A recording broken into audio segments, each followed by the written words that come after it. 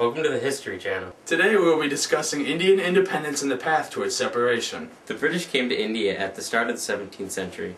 This was the time when the British East Indian Company was established in India to trade with the Indian people. With time, the East Indian Company increased in power and started to administer the country. This led to the support of the British Empire in India to make sure that the company had a place to trade. This is how British imperialism started in India. Well, if you look at history, in India there were two major religions. The Muslims were the minority and the Hindus, who were the majority. Tensions built up between these two religions because the Muslims were concerned about being persecuted by the Hindus and the obvious religious differences between them. The British saw this as a weak point in India because of the struggle between the two religions. They were not unified as one. And we're back! We're here with Jonathan Lepson, a Gandhi expert. I got a few questions for you. How did Gandhi get involved with Indian independence movement? When Gandhi was a lawyer in South Africa, he was involved with discrimination against his race, and that's when he realized that the British imperialism over India was only doing harm to India, and that India had to govern themselves. And he began to work his way into the independence movement of India. Jonathan, our resident Gandhi expert, I have another question for you. What tactics did Gandhi use to accomplish his goal of Indian independence and self-rule? Gandhi was a strong believer in the practices of pacifism and civil disobedience, which is where they peacefully rebel with no bloodshed. Jonathan, See. can you name some examples of the civil disobedience that you were speaking about earlier? The three most notable examples in the Indian independence movement were the Salt March, which was India rebelling against Britain's monopoly over salt, and salt representing the essentials of life in India. Next was the homespun movement, where Gandhi suggested that his followers spin their own clothing and refuse to buy from the British.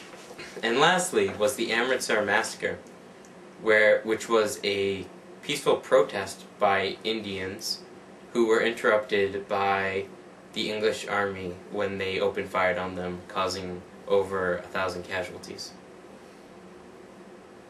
Very good. Thank you very much for joining us today on the History Channel. Thank you for having me. We're very lucky today to have one of the few remaining Amritsar massacres with us. Hello. Hello. So how old are you? About 100. So that means you were around 10 years old when this Yes. happened? So from what I understand, you brought some pictures with you to share with us today. Yes, I did. They are very good pictures. Alright, well, I'll let you get started on that. And we're back. This is me as a little Indian boy when I lived in India before the Amritsar massacre. Next picture, please. This is the Amritsar massacre. I'm not exactly sure of where I was located at. It was a long time ago. But this clearly depicts the innocent protesters being gunned down by the British line right here, just open firing. This is the British. They kept very calm as they continued to open fire into the crowd. This is the well that actually I jumped into to survive through the Amritsar massacre. There was many other people in there too. A lot of them weren't rescued like I was. Here is the aftermath, where mass graves are being buried of over 1,000 casualties of the peaceful protesters. I was one of the lucky few to survive. And we're back. Here is a map of India before 1947. In the year 1947, India finally got independence from the British Empire, and with the Hindus and Muslims no longer having a common enemy, they began to fight each other. If we could move on to the next picture. In the partition of India, it was decided that where there's a Muslim majority, that would become Pakistan, and when there's a Hindu majority, that would remain India. There was Muslim majorities on the two opposite sides of India. So in the west became West Pakistan, and then East Pakistan, which is now known as Bangladesh. In each of these areas, there are 95% Hindu here, 95% Muslim, and in Bangladesh as well, 95% Muslim. Thank you for joining us today on the History Channel and all week long with our Indian Independence special. Thank you for watching.